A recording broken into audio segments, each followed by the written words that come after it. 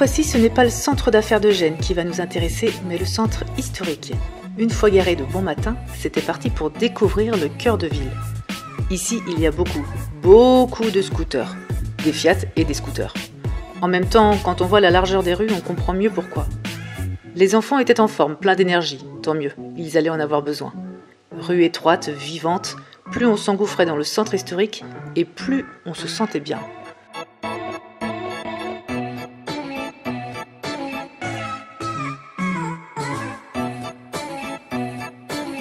L'ambiance y est bonne, jeune, dynamique. Beaucoup de locaux qui y déambulent, vont et viennent.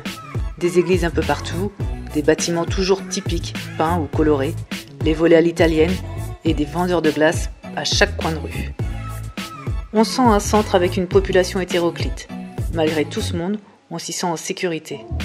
On ne sent pas les gens pressés, froids. Ils marchent tranquillement. On les suit, on se perd, c'est tout ce qu'on aime pour ressentir l'ambiance générale.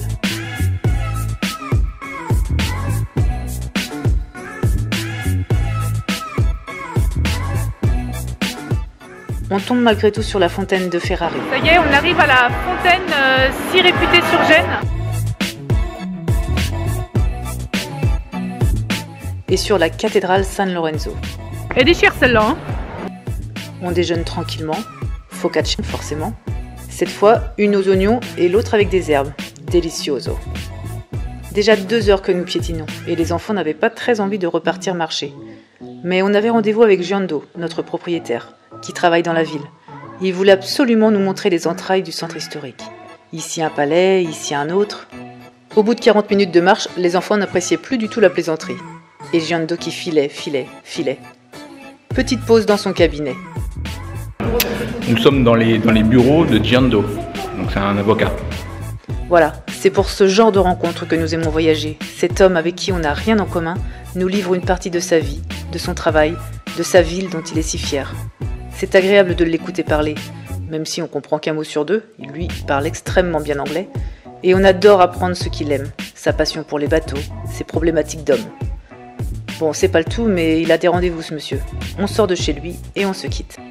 Du coup, il nous fallait faire le chemin retour. On a trouvé quelques diversions pour faire avancer les enfants. Et une glace à l'italienne, franchement, ça aide bien quand même.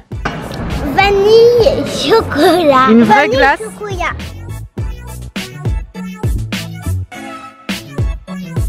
Puis un petit arrêt pour boire un jus de fruits ou un café pour reprendre des forces. Un bisou au lion. Tiens, bizarrement, il n'a plus mal aux jambes pour faire peur aux oiseaux là.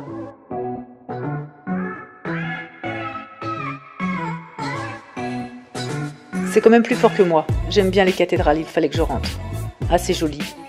J'aurais aimé avoir quelques explications en anglais, mais tout était en italien. Dommage. Très belle peinture de part et d'autre. Pour la première fois, on a expliqué aux enfants à quoi servaient ces bougies. Il était temps de mettre une pièce et à notre tour de faire un vœu. Et moi, mon vœu, c'est d'avoir un tout petit chat dans mes mains. D'accord, ok. Le reste du chemin fut dur pour les enfants. Après la glace, le bisou au lion et le jus d'orange, il ne nous restait que nos jambes. Alors, qu'est-ce que ça donne quand 2 enfants font la grève de la marche? Monsieur, pouvez-vous nous dire les raisons de votre grève? Il est mordu. Pourquoi est-ce que vous faites la grève, monsieur? D'accord. Et vous, madame? Ok. Mais malgré la cadence ralentie des enfants, nous, on a adoré marcher dans le centre historique de Gênes. On y retiendra l'ambiance calme et sympathique qui émanait, ces bâtiments hauts et fiers, ces églises partout, ces palais tout aussi nombreux. Il nous aurait fallu quelques jours pour en faire réellement le tour, mais on aime ne rien prévoir et nous laisser guider par le hasard. Ce fut une belle journée sur Gênes, les enfants ne diront pas le contraire, enfin, pas tout de suite en tout cas. À très vite.